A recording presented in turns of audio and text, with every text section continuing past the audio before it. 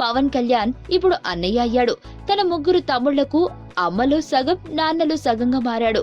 కాటమరాయుడు కోసం పవన్ కళ్యాణ్ కథానాయకుడిగా నటిస్తున్న చిత్రం ఇది.